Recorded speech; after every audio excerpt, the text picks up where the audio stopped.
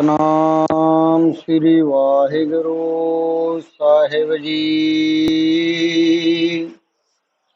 ਜੇਤਾ ਸਮੁੰਦ ਸਾਗਰ ਨੀਰ ਭਰਿਆ,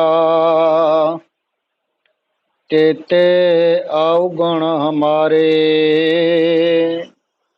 ਦਇਆ ਕਰੋ ਕਿਛ ਮਿਹਰ ਉਪਾਵੋ, ਡੁੱਬਦੇ ਪੱਥਰ ਤਾਰੇ।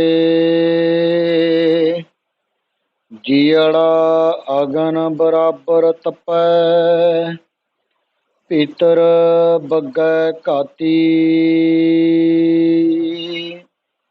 ਪਰਣਬਤ ਨਾਨਕ ਹੁਕਮ ਪਛਾਣੈ, ਸੁਖ ਹੋਵੈ ਦਿਨ ਰਾਤੀ।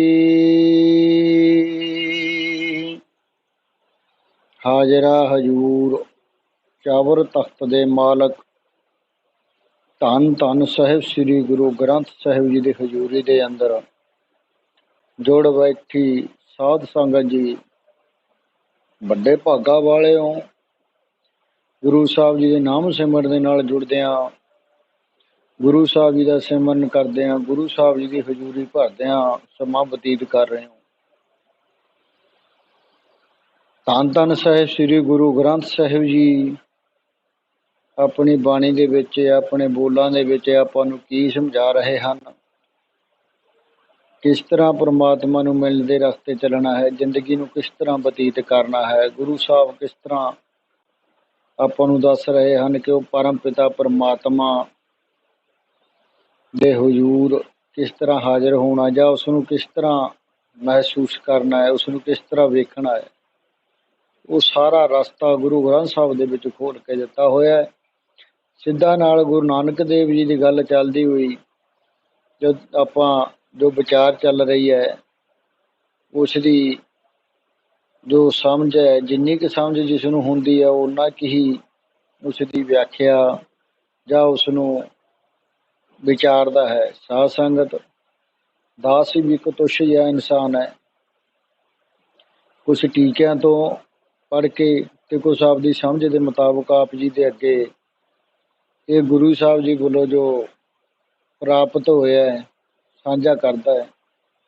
ਕੱਲ੍ਹ ਆਪਾਂ ਨੇ ਤੀਸਰੀ ਪੌੜੀ ਦੇ ਸ਼ਬਦ ਵਿਚਾਰ ਕੀਤੀ ਸੀ, ਜਿਸ ਦੇ ਵਿੱਚ ਨਾਨਕ ਬਿਕਸੈ ਬੇਪਰਵਾਹ ਤੱਕ ਆਪਾਂ ਨੇ ਵਿਚਾਰ ਕੀਤੀ। ਗੁਰੂ ਸਾਹਿਬ ਜੀ ਨੇ ਆਪਣੇ ਹੁਕਮ ਅਨੁਸਾਰ ਜਗਿਆਸੂਆਂ ਨੂੰ ਵੈਰਾਗ ਗਿਆਨ ਰੂਪੀ ਰਸਤੇ ਦੇ ਵਿੱਚ ਚਲਾਉਂਦੇ ਹਨ, ਇਸ ਬਾਰੇ ਦੱਸਿਆ। ਗੁਰੂ ਜੀ ਕਥਨ ਕਰਦੇ ਹਨ, ਉੱਤਮ ਜਗਿਆਸੂ ਬੇਪਰਵਾਹ ਪਰਮੇਸ਼ਰ ਨੂੰ ਪਾ ਕੇ ਆਨੰਦਿਤ ਹੁੰਦੇ ਹਨ, ਇਸ ਬਾਰੇ ਦੱਸਿਆ। ਤੇ ਅੱਜ ਚੌਥੀ ਪੌੜੀ ਦੀ ਵਿਚਾਰ ਹੈ ਜੋ ਆਪਾਂ ਨੇ ਕਰਨੀ ਹੈ।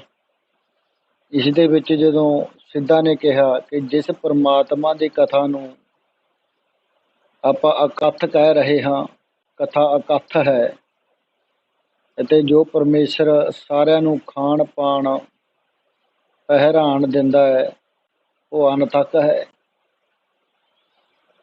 ਤੇ ਉਹ ਸਾਹਿਬਾ, ਉਹ ਪਰਮਾਤਮਾ, ਉਹ ਕਿਹੋ ਜਿਹਾ ਹੈ, ਉਸ ਦਾ ਨਾਮ ਕਿਹੋ ਜਿਹਾ ਹੈ, ਉਹਦੀ ਸ਼ਕਲ ਕਿਹੋ ਜਿਹੀ ਹੈ, ਉਹਨੂੰ ਕਿਸ ਤਰ੍ਹਾਂ ਦੇਖਿਆ ਜਾ ਸਕਦਾ, ਕਿਸ ਤਰ੍ਹਾਂ ਅਨੁਭਵ ਕੀਤਾ ਜਾ ਸਕਦਾ ਹੈ।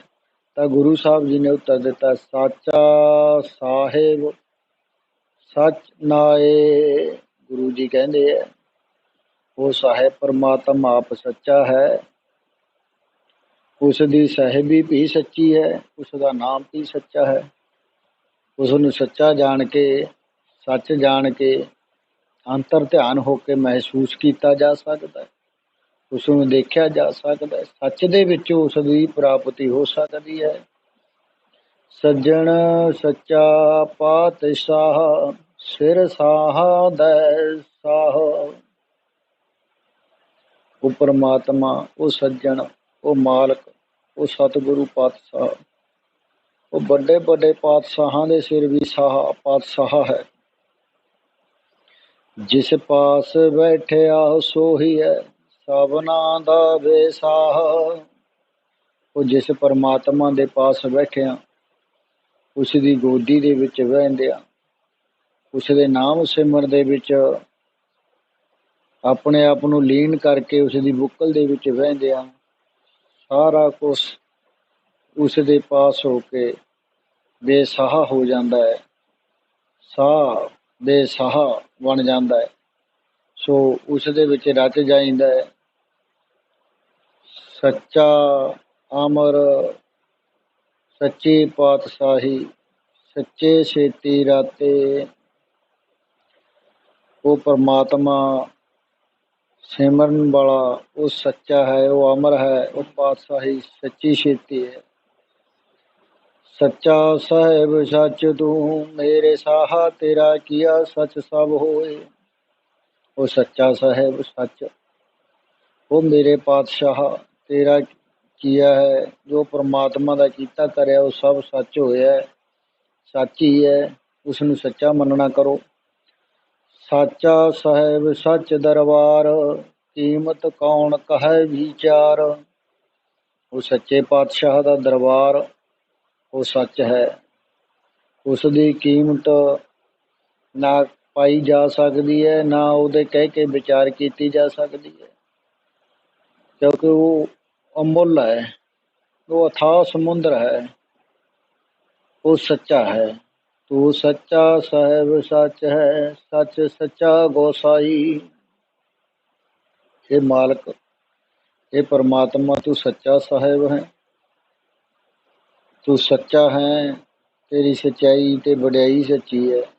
ਉਧਰੋਂ ਸਭ ਧਿਆਏ ਦੀ ਸਭ ਲੱਗਾ ਤੇਰੀ ਪਾਈ, ਤੈਨੂੰ ਸਭ ਧਿਆਉਂਦੇ ਹਨ, ਤੇਰੇ ਚਰਨੀ ਲੱਗੇ ਹਨ। ਤੁਧ ਜੇਵੜ ਦਾਤਾ ਤੂੰ ਹੈ ਨਿਰੰਜਣਾ, ਤੂੰ ਹੈ ਸੱਚ ਮੇਰੇ ਮਨ ਪਾਇਆ। ਇਹ ਦਾਤਾ ਤੂੰ ਵੱਡਾ ਹੈ, ਤੁਧ ਜੇਵੜ ਤੂੰ ਹੈ ਨਿਰੰਜਣਾ, ਤੇਰੇ ਜਿੱਡਾ ਤੂੰ ਹੀ ਹੈ। ਤੂੰ ਹੈ ਸੱਚ ਮੇਰੇ ਮਨ ਪਾਇਆ, ਤੂੰ ਹੀ ਮਨ ਨੂੰ ਭਾਇਆ, ਮਨ ਨੂੰ ਪਸੰਦ ਆਇਆ, ਮਨ ਨੂੰ ਚੰਗਾ ਲੱਗਿਆ। ਸੱਚੇ ਮੇਰੇ ਸਾਹਿਬਾ ਸੱਚੇ ਸੱਚ ਨਿਆਇਆ। ਇਹ ਮੇਰੇ ਸਾਹਿਬ ਤੂੰ ਸੱਚਾ ਹੈ, ਮੇਰੇ ਮਾਲਕਾ ਤੇਰੇ ਨਿਆਂ ਸੱਚੇ ਹੈ, ਤੇਰਾ ਹੁਕਮ ਸੱਚਾ ਹੈ। ਸੱਚਾ ਸਾਹਿਬ ਮਾਹਰੂ ਸਤਿਗੁਰ ਦੀਆ ਦਿਖਾਏ। ਸਤਿਗੁਰੂ ਜੀ ਕਹਿੰਦੇ ਹਨ, ਸੱਚਾ ਸਾਹਿਬ ਮਾਹਰੂ ਸਤਿਗੁਰ ਦੀਆ ਦਿਖਾਏ। ਉਹ ਸੱਚੇ ਪਾਤਸ਼ਾਹ ਸਤਿਗੁਰੂ ਜੀ ਸੱਚੇ ਨੇ, ਸੱਚਾ ਦਿਖਾਇਆ।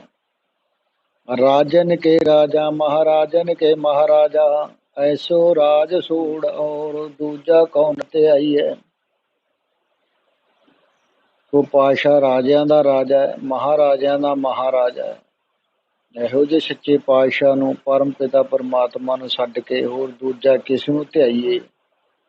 ਭਗਤ ਕਬੀਰ ਜੀ ਨੇ ਵੀ ਇਹੀ ਕਥਨ ਕੀਤਾ ਹੈ, ਉਹ ਹਰ ਸਮਾਨ ਨਹੀਂ ਰਾਜਾ, ਇਹ ਭੂਪਤ ਸਭ ਦਿਵਸ ਚਾਰ ਕੇ ਝੂਠੇ ਕਰਤ ਦੇ ਵਾਜਾ। ਕਬੀਰ ਜੀ ਕਹਿੰਦੇ ਹਨ, ਉਹ ਹਰੀ ਦੇ ਸਮਾਨ, ਉਸ ਪਰਮਾਤਮਾ ਦੇ ਸਮਾਨ ਹੋਰ ਕੋਈ ਰਾਜਾ ਨਹੀਂ। ਉਹਦੇ ਦਿਵਸ ਦੇ ਚਾਰ ਝੂਠੇ ਕਰਤ ਗਏ। ਹੋਰ ਜਿਹੜੇ ਰਾਜੇ ਮਹਾਰਾਜੇ ਹਨ ਉਹ ਝੂਠੇ ਨੇ, ਜੋ ਆਪਦੇ ਕਾਲ ਦੇ ਅਧੀਨ ਹੁੰਦੇ ਨੇ ਤੇ ਆਪਦੀ ਕਿਰਿਆ ਕਾਲ ਦੇ ਵਿੱਚ ਕਰਕੇ ਚਲੇ ਜਾਂਦੇ ਨੇ। ਚਾਰ ਦਿਵਸ ਦੇ ਝੂਠੇ ਰਾਜੇ ਹਨ, ਪਰ ਉਹ ਰਾਜਾ ਦਾ ਮਹਾਰਾਜਿਆਂ ਦਾ ਰਾਜਾ ਹੈ, ਉਹ ਸਦਾ ਰਹਿਣ ਵਾਲਾ ਹੈ। ਭਗਤ ਕਬੀਰ ਜੀ ਫਰਮਾਨ ਕਰਦੇ ਹਨ। ਭਾਈ ਗੁਰਦਾਸ ਜੀ ਦੀ ਵਾਰ ਦੇ ਵਿੱਚ ਆਉਂਦਾ, ਸੱਚਾ ਸਤਿਗੁਰ ਸਾਚਾ ਪਾਤਸ਼ਾਹ, ਕੂੜੇ ਬਾਦਸ਼ਾਹ ਦੁਨੀਆ ਵੈ। ਭਾਈ ਗੁਰਦਾਸ ਜੀ ਕਹਿੰਦੇ ਨੇ, ਸਤਿਗੁਰੂ ਸੱਚਾ ਪਾਤਸ਼ਾਹ ਹੈ, ਕੂੜੇ ਬਾਦਸ਼ਾਹ ਦੁਨੀਆ ਵਾਲੇ ਨੇ। ਪਾਤਸ਼ਾਹ ਪਾਤਸ਼ਾਹਾਂ ਦਾ ਪਾਤਸ਼ਾਹ ਉਹ ਪਰਮ ਪਿਤਾ ਪਰਮਾਤਮਾ ਹੈ। ਇਹ ਦੁਨਿਆਵੀ ਬਾਦਸ਼ਾਹ ਇਹ ਕੂੜੇ ਨੇ, ਕਿਉਂਕਿ ਇਨਸਾਨ ਇੱਕ ਕੂੜ ਦਾ ਭਰਿਆ ਹੋਇਆ, ਗੰਦ ਦਾ ਭਰਿਆ ਹੋਇਆ। ਅਸਲ ਪਾਤਸ਼ਾਹ ਤਾਂ ਉਹ ਸੱਚਾ ਹੈ ਜੋ ਸ਼ੁੱਧ ਹੈ। ਦੁਨੀਆ ਦੇ ਹੋਰ ਪਾਤਸ਼ਾਹ ਸਭ ਝੂਠੇ ਹਨ, ਇੱਕ ਸਤਿਗੁਰੂ ਹੀ ਸੱਚਾ ਪਾਤਸ਼ਾਹ ਹੈ। ਸ੍ਰੀ ਗੁਰੂ ਹਰਗੋਬਿੰਦ ਸਾਹਿਬ ਜੀ ਦੀ ਸਾਖੀ ਦੇ ਵਿੱਚ ਜਹਾਂਗੀਰ ਨੇ ਜਦੋਂ ਇੱਕ ਸਮੇਂ ਛੇਵੇਂ ਪਾਤਸ਼ਾਹ ਨੂੰ ਆਪਣੇ ਪਾਸ ਸੱਦਾ ਭੇਜਿਆ, ਇਹ ਉਹ ਸਮੇਂ ਦੀ ਗੱਲ ਹੈ ਜਦੋਂ ਗੁਰੂ ਜੀ ਜਹਾਂਗੀਰ ਦੇ ਪਾਸ ਸੱਦਾ ਦਿੱਤੇ ਗਏ ਤੇ ਉੱਥੇ ਇੱਕ ਇਨਸਾਨ ਸੀ, ਘਾਈਆ ਸੀ। ਉਹਨਾਂ ਨੇ ਸੱਚੇ ਪਾਤਸ਼ਾਹ ਨੂੰ ਮਿਲਣ ਦੀ ਅਰਜ਼ ਕੀਤੀ ਸੀ। ਇਹ ਉਹ ਸਾਖੀ ਹੈ, ਸਰਵਣ ਕਰਿਓ।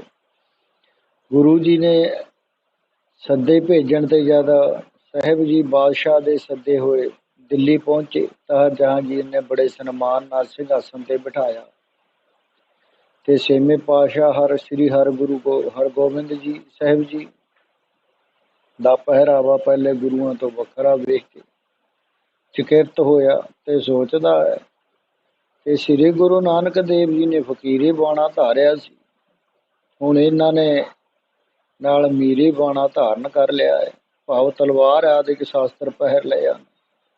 ਇਹ ਪਹਿਰਾਵਾ ਬਾਹਰਲਾ ਹੀ ਹੈ ਕਿ ਅੰਤਰਤੀਬ ਵੀ ਹੈ, ਕੁਛ ਬਦਲਿਆ ਹੋਇਆ ਹੈ। ਇਸੇ ਗੱਲ ਦੇ ਪਰਖਣ ਵਾਸਤੇ ਜਹਾਂਗੀਰ ਬਾਦਸ਼ਾਹ ਨੇ ਕਿਹਾ, ਸੁਨੋ ਪੀਰ ਜੀ, ਜਗਮਤ ਦੋਏ ਹਿੰਦੂ ਤੁਰਕ ਮੈਂ ਨਰ ਸਭ ਕੋਏ, ਕੌਣ ਦੋਨ ਮਹ ਆਛੋ ਹੈ, ਜਗ ਬੰਧਨ ਤੇ ਕੋ ਛੁਟ ਰਹਿ। ਤਾਂ ਗੁਰੂ ਸਾਹਿਬ ਜੀ ਨੇ ਉੱਤਰ ਦਿੱਤਾ, ਸ੍ਰੀ ਗੁਰੂ ਹਰਗੋਬਿੰਦ ਸੁਨਤ ਬਖਾਨਾ ਸਿਰਜਣਹਾਰ, ਏਕ ਹਮ ਜਾਨਾ ਇੱਕ ਸਮ ਪਹੁੰਚੋ ਤਤ ਤੇ ਬਨੇ, ਇੰਦਰੀय ਦੇ ਏਕ ਸਮ ਸਨੇ, ਕਰਨਹਾਰ ਕੋ ਸਿਮਰਹਿ ਜੋਏ, ਸਭ ਤੇ ਧੀਰ ਗਜਾਨੋ ਸੋਏ। ਜਿਸ ਵੇਲੇ ਸ੍ਰੀ ਗੁਰੂ ਨਾਨਕ ਦੇਵ ਜੀ ਨੇ ਮੱਕੇ ਗਏ ਤਾਂ ਹਾਜੀਆਂ ਨੇ ਵੀ ਇਹੀ ਪੁੱਛਿਆ ਸੀ ਕਿ ਸੰਸਾਰ ਦੇ ਵਿੱਚ ਕੌਣ ਵੱਡਾ ਹੈ, ਹਿੰਦੂ ਜਾਂ ਮੁਸਲਮਾਨ। ਉਸ ਵੇਲੇ ਵੀ ਸ੍ਰੀ ਗੁਰੂ ਨਾਨਕ ਸਾਹਿਬ ਪਾਤਸ਼ਾਹ ਜੀ ਨੇ ਕਿਹਾ ਸੀ, ਪੁੱਛਣ ਗੱਲ ਈਮਾਨ ਦੀ, ਕਾਜੀ ਮੁੱਲਾ ਇਕੱਠੇ ਹੋਈ, ਵੱਡਾ ਸੰਗ ਵਰਤਾਇਆ ਲੱਖ ਨਾ ਸਕੈ ਕੁਦਰਤ ਕੋਈ। ਪੁੱਛਣ ਢੋਲ ਕਿਤਾਬਨੋ, ਪੁੱਛਣ ਫੋਲ ਕਿਤਾਬਨੋ, ਹਿੰਦੂ ਵੱਡਾ ਕੇ ਮੁਸਲਮਨੋਈ, ਬਾਬਾ ਆਖੈ ਹਾਜੀਆ ਸੁਭ ਅਮਲਾ ਬਾਜੋ ਦੋਨੋ ਰੋਈ। ਤੇ ਭਾਈ ਗੁਰਦਾਸ ਜੀ ਦੀ ਵਾਰ ਜਦੋਂ ਇਹ ਸਵਾਲ ਪੁੱਛਿਆ ਤਾਂ ਗੁਰੂ ਜੀ ਨੇ ਕਿਹਾ, ਚੰਗੇ ਕਰਮਾਂ ਦੇ ਬਾਝੋਂ ਦੋਨੋਂ ਰੋਂਦੇ ਨੇ, ਵੱਡਾ ਕੋਈ ਹੈ ਜੋ ਕਰਮ ਚੰਗੇ ਕਰਦਾ ਹੈ, ਇਨਸਾਨੀਅਤ ਨੂੰ ਪਿਆਰ ਕਰਦਾ ਹੈ, ਪਰਮਾਤਮਾ ਦੇ ਨਾਲ ਜੁੜਿਆ ਰਹਿੰਦਾ ਹੈ। ਇਹ ਬਚਨ ਸੁਣ ਕੇ ਜਹਾਂਗੀਰ ਨੇ ਨਿਸ਼ਚੇ ਕਰ ਲਿਆ ਕਿ ਇਹਨਾਂ ਨੇ ਬਾਹਰੋਂ ਹੀ ਮੀਰੀ ਧਾਰੀ ਹੋਈ ਹੈ, ਅਰਥਾਤ ਤਲਵਾਰ ਆਦਿਕ ਬਾਹਰਲਾ ਲਿਬਾਸ ਵੱਖਰਾ ਧਾਰਿਆ ਹੋਇਆ ਹੈ। ਅੰਤਰਤੀਬ ਆਸਾ ਸਾਰਾ ਪਹਿਲੇ ਗੁਰੂ ਨਾਨਕ ਦੇਵ ਜੀ ਦੀ ਤਰ੍ਹਾਂ ਇੱਕੋ ਹੀ ਹੈ। ਇਸ ਕਰਕੇ ਜਹਾਂਗੀਰ ਦੇ ਮਨ ਦੇ ਵਿੱਚ ਵਧੇਰੇ ਸ਼ਰਧਾ ਹੋ ਗਈ। ਜਹਾਂਗੀਰ ਨੇ ਬੇਨਤੀ ਕਰਕੇ ਗੁਰੂ ਸਾਹਿਬ ਜੀ ਨੂੰ ਕੁਝ ਸਮਾਂ ਦਿੱਲੀ ਰੱਖਿਆ ਅਤੇ ਦੂਜੇ ਦਿਨ ਬੇਨਤੀ ਕਰਕੇ ਬਾਹਰ ਸ਼ਿਕਾਰ ਖੇਡਣ ਵਾਸਤੇ ਗੁਰੂ ਜੀ ਨੂੰ ਲੈ ਗਿਆ। ਉਸ ਵੇਲੇ ਗੁਰੂ ਜੀ ਨੇ ਅਜਿਹੀ ਬਹਾਦਰੀ ਵਿਖਾਈ ਜੋ ਆਪਣੇ ਅੱਗੋਂ ਕੋਈ ਵੀ ਸ਼ਿਕਾਰ ਖਾਲੀ ਨਾ ਜਾਣ ਦਿੱਤਾ। ਜਹਾਂਗੀਰ ਗੁਰੂ ਜੀ ਨੂੰ ਸ਼ਾਸਤਰ ਵਿਦਿਆ ਵਿਖੇ ਨਿਪੁੰਨ ਜਾਣ ਕੇ ਬੜਾ ਪ੍ਰਸੰਨ ਹੋਇਆ। ਅਯੁੱਧ ਵਿਦਿਆ ਮਹਿ ਬੜ ਜਾਣੇ, ਦੇਖ ਤੁਮਾਰੋ ਉਰਹਰ ਖਾਨੇ। ਤਾਂ ਬੇਨਤੀ ਕੀਤੀ, ਹੇ ਪ੍ਰਭੂ, ਜੰਗਲ ਵਿੱਚ ਇੱਕ ਬੜਾ ਭਾਰੀ ਸ਼ੇਰ ਹੈ, ਉਸ ਨੂੰ ਆਪ ਮਾਰੋ। ਤਾਂ ਹਜ਼ੂਰ ਨੇ ਨਿਡਰ ਹੋ ਕੇ ਕਿਹਾ, ਚੰਗਾ ਚੱਲ ਭਾਈ, ਉਹਦੀ ਵੀ ਖਬਰ ਲੈ ਲੈਂਦੇ ਆ। ਖੋਜਨ ਕਰਿਓ ਸੋ ਕਾਨਨ ਜਵੈ, ਭਵਕਤ ਨਿਕਸਿਓ ਕੇਹਰ ਤਵੈ। ਹੇਰਤ ਸੂਰਾ ਕਿਤ ਕਪਲਾਏ, ਕੋ ਸੁਨ ਸ਼ਬਦ ਨਿਕਟ ਨਹਿ ਆਏ। ਜੰਗਲ ਦੇ ਵਿੱਚ ਉਸ ਸ਼ੇਰ ਨੂੰ ਖੋਜਣ ਵਾਸਤੇ ਚਲੇ ਗਏ। ਜਦੋਂ ਖੋਜਦਿਆਂ ਨੂੰ ਭਵਕਤ ਕੇ ਜੋਸ਼ ਨਾਲ ਅੰਦਰੋਂ ਕੇਹਰ ਸ਼ੇਰ ਸੀ ਜੋ ਬਾਹਰ ਨਿਕਲਿਆ ਤੇ ਕੋਈ ਸੂਰਮਾ ਉਸ ਦੇ ਨੇੜੇ ਨਾ ਆਵੇ। ਸਭ ਉਸ ਦੀ ਆਵਾਜ਼ ਨੂੰ ਸੁਣ ਕੇ ਨਿਕਟ ਉਹਦੇ ਨਜ਼ਦੀਕ ਨਾ ਜਾਵੇ। ਤਾਂ ਗੁਰੂ ਸਾਹਿਬ ਜੀ ਨੇ ਉਸੇ ਵੇਲੇ ਲੱਭਣ ਚੱਲੇ ਜੇ ਤੇ ਵੇਲੇ ਸਿਰ ਮਿਲ ਪਿਆ। ਗੁਰੂ ਸਾਹਿਬ ਜੀ ਨੇ ਬੰਗਾਰਿਆ ਤੇ ਪੂਰੇ ਗੁੱਸੇ ਤੇ ਜੁੱਸੇ ਜ਼ੋਰ ਨਾਲ ਭਵਕ ਕੇ ਜਦੋਂ ਬਾਹਰ ਨਿਕਲਿਆ ਸ਼ੇਰ, ਤਾਂ ਕਈ ਸੂਰਮੇ ਤਾਂ ਉਸ ਦੀ ਭਿਆਨਕ ਭਵਕ ਸੁਣ ਕੇ ਸ਼ਕਲ ਵੇਖ ਕੇ ਹੀ ਨੱਸ ਗਏ। ਕੋਈ ਨੇੜੇ ਆਉਂਦਾ ਨਹੀਂ ਅਤੇ ਘੋੜਿਆਂ ਦਾ ਵੀ ਮਲ ਮੂਤਰ ਨਿਕਲ ਜਾਂਦਾ ਸੀ। ਜਹਾਂਗੀਰ ਦਾ ਹਾਥੀ ਵੀ ਨਾ ਠਹਿਰ ਸਕਿਆ। ਉਸੇ ਵੇਲੇ ਪੁਕਾਰ ਕੇ ਗੁਰੂ ਜੀ ਨੇ ਕਿਹਾ ਕਿ ਆਪ ਹੀ ਬਹਾਦਰੀ ਕਰਕੇ ਇਸ ਨੂੰ ਮਾਰੋ। ਤਾਂ ਗੁਰੂ ਜੀ ਨੇ, ਸਤਿਗੁਰੂ ਸਾਹਿਬ ਜੀ ਨੇ ਘੋਰਾ ਤਬਸ਼ੋਰਾ ਖੜਗ ਸਿਪਰ ਗਹਿਗੇ ਤੇ ਸਿਓਰਾ, ਨਿਕਟ ਹੋਏ ਕਰ ਸ਼ੇਰ ਪਰਚਾਇਓ, ਨਿਕਸ ਬਾਹਿਰ ਅਬ ਕਹਿਓ ਬਲ ਹਾਰਿਓ, ਸਨ ਮੁਖ ਦ੍ਰਿਸ਼ਟ ਭਈ ਜਬ ਦੋ, ਨਿਕਸਿਓ ਗਰਜਤ ਕਿਹਰ ਸੋ। ਪੂਛ ਫੇਰਦਾ ਹੋਇਆ ਭਿਆਨਕ ਦੰਦਾਂ ਵਾਲਾ ਸ਼ੇਰ ਗਰਜਦਾ ਹੋਇਆ ਆਇਆ। ਤਾਂ ਦੇਖ ਕੇ ਸਾਰੇ ਲੋਕ ਅਚਰਜ ਹੋ ਗਏ ਤੇ ਦੇਖਦੇ ਹਨ ਕਿ ਇਸ ਸ਼ੇਰ ਨੇ ਅੱਗੇ ਗੁਰੂ ਜੀ ਨਹੀਂ ਬਚ ਸਕਣਗੇ। ਇਸ ਵੇਲੇ ਉਹ ਸ਼ੇਰ ਗੁਰੂ ਜੀ ਦੇ ਨੇੜੇ ਆ ਪਹੁੰਚਾ। ਤਦ ਹਜ਼ੂਰ ਨੇ ਧੀਰਜ ਧਾਰ ਕੇ ਢਾਲ ਵਾਲਾ ਖੱਬਾ ਹੱਥ ਇੰਨੀ ਜ਼ੋਰ ਦਾ ਉਸਦੇ ਮੂੰਹ ਉੱਤੇ ਮਾਰਿਆ ਕਿ ਸ਼ੇਰ ਉਸੇ ਵੇਲੇ ਪੁੱਠਾ ਡਿੱਗ ਪਿਆ ਅਤੇ ਗੁਰੂ ਜੀ ਨੇ ਸੱਜੇ ਹੱਥ ਨਾਲ ਤਲਵਾਰ ਮਾਰ ਕੇ ਉਸਦਾ ਪੇਟ ਚੀਰ ਦਿੱਤਾ। ਜਦ ਸ਼ੇਰ ਚੋਂ ਜੀਵਾਤਮਾ ਨਿਕਲਿਆ ਤਦ ਆਕਾਸ਼ ਵਿੱਚ ਸਾਰੇ ਲਾਲੀ ਫੈਲ ਗਈ। ਬਾਦਸ਼ਾਹ ਦੇਖ ਕੇ ਬੜਾ ਹੈਰਾਨ ਹੋਇਆ ਤੇ ਗੁਰੂ ਜੀ ਦੇ ਪਾਸੋਂ ਪੁੱਛਦਾ ਹੈ, ਇਹ ਕੌਣ ਹੈ, ਕਿੱਥੇ ਜਾ ਰਿਹਾ ਹੈ? ਤਾਂ ਹਜ਼ੂਰ ਨੇ ਕਿਹਾ, ਇਹ ਕਾਸਮ ਬੇਗ ਹੈ, ਇਸ ਨੂੰ ਬੁਲਾ ਕੇ ਪੁੱਛ ਲੈ। ਜਹਾਂਗੀਰ ਬਾਦਸ਼ਾਹ ਨੇ ਆਵਾਜ਼ ਮਾਰ ਕੇ ਪੁੱਛਿਆ, ਤੂੰ ਕੌਣ ਹੈ ਭਾਈ? ਉਸੇ ਵੇਲੇ ਉਹ ਬ੍ਰਿਸ਼ ਪਰ ਖੜਾ ਹੋ ਕੇ ਆਖਦਾ ਹੈ ਕਿ ਪਹਿਲੇ ਜਨਮ ਵਿਖੇ ਮੈਂ ਮਨੁੱਖ ਸੀ। ਸਰੀਕੇ ਵਿੱਚੋਂ ਤੇਰੇ ਪਿਤਾ ਅਕਬਰ ਦਾ ਮੈਂ ਭਾਈ ਸੀ। ਇੱਕ ਦਿਨ ਮੈਂ ਉਸ ਨੂੰ ਮਿਲਣ ਗਿਆ ਤਾਂ ਉਹ ਅੱਗੋਂ ਗੋਇੰਦਵਾਲ ਜਾਣ ਨੂੰ ਤਿਆਰ ਸੀ। ਮੈਂ ਵੀ ਉਸ ਦੇ ਨਾਲ ਗੋਇੰਦਵਾਲ ਵੱਲ ਹੀ ਚਲਾ ਗਿਆ। ਉਸਨੇ ਜਾ ਕੇ ਹਿੰਦੂਆਂ ਦੇ ਗੁਰੂ ਸ੍ਰੀ ਗੁਰੂ ਅਮਰਦਾਸ ਜੀ ਹਨ, ਉਹਨਾਂ ਨੂੰ ਹੱਥ ਜੋੜ ਕੇ ਨਮਸਕਾਰ ਕੀਤੀ। ਤਾਂ ਮੈਂ ਵੀ ਦੇਖ ਕੇ ਬੜਾ ਗੁੱਸਾ ਕੀਤਾ ਕਿ ਐਡਾ ਵੱਡਾ ਬਾਦਸ਼ਾਹ ਹੋ ਕੇ ਹਿੰਦੂਆਂ ਦੇ ਗੁਰੂ ਨੂੰ ਕਿਉਂ ਮੰਨਦਾ ਹੈ। ਲੋਕਾਂ ਨੂੰ ਸੁਣਾ ਕੇ ਮੈਂ ਬੜੀ ਨਿੰਦਿਆ ਕੀਤੀ, ਪਰ ਮੇਰਾ ਚਾਰਾ ਕੋਈ ਨਾ ਚੱਲਿਆ। ਰਾਤੀ ਉੱਥੇ ਗੋਇੰਦਵਾਲ ਵਿੱਚ ਡੇਰਾ ਲਗਾਇਆ। ਜਦ ਰਾਤ ਨੂੰ ਮੇਰੇ ਅੱਗੇ ਖਾਣਾ ਤਿਆਰ ਹੋ ਕੇ ਆਇਆ ਤਾਂ ਇੱਕ ਪਿਆਲਾ ਮਾਸ ਦਾ ਵੀ ਸੀ।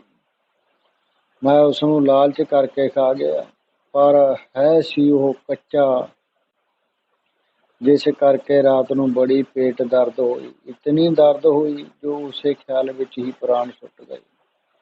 ਇਸ ਕਰਕੇ ਮੈਂ ਪਹਿਲਾ ਸ਼ੇਰ ਦਾ ਸਰੀਰ ਧਾਰਨਾ ਪਿਆ। ਦੂਜਾ ਧਿਆਨ ਮੇਰਾ ਗੁਰਾਂ ਵੱਲ ਸੀ।